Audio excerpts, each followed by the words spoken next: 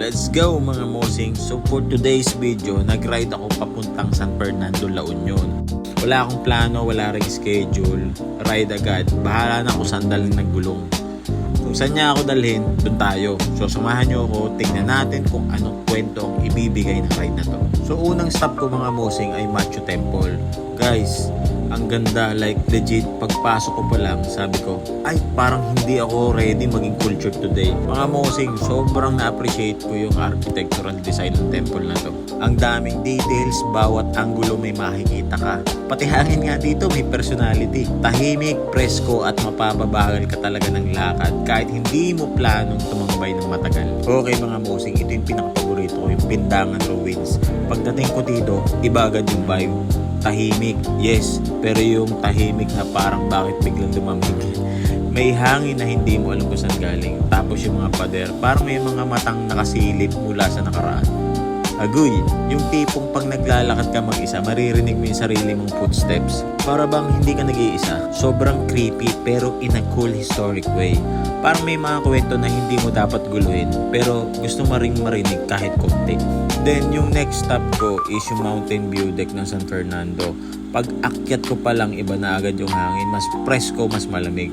Pagdating ko sa taas, kita mo yung buong San Fernando City. Mga bahay sa ibaba, dagat sa malayo, at bundok na parang tahimik lang na nakamasid. Meron din dito mga pagkain, tsaka meron din kape. Pwede kayo mag-order. So tumambay talaga ako dito, walang ginagawa. Pinagmamasdan ko lang ang ganda ng San Fernando City. Minsan pala, kailangan mo lang ng mas mataas na view para gumaan yung pakiramdam. Tapos, pumunta ako sa 4 Point Lighthouse.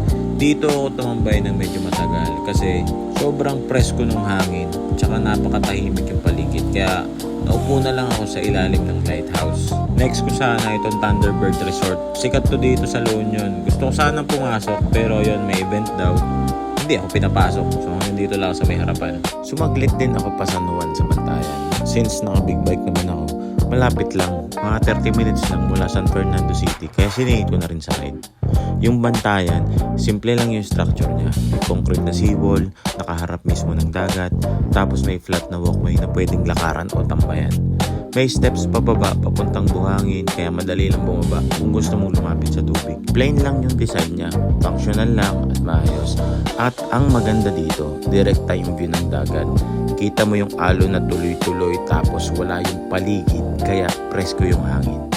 Okay siyang spot para umupo lang, tumingin sa dagat at magpahinga sandali bago mag-ride ulit. And then itong last stop ko sa Float Sam and Jet sa mga mosing. Sobrang chill, as in super chill. May music, may tao, at may beach breeze. Parang lugar na kahit wala kang gawin, okay na. Pwede kang tumayo lang, uminom ng kape, at biglang mukha nang maging main character ng sarili mong pelikula.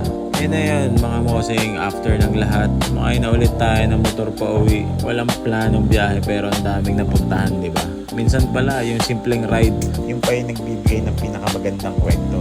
San Fernando, La Union, solid ka mosing.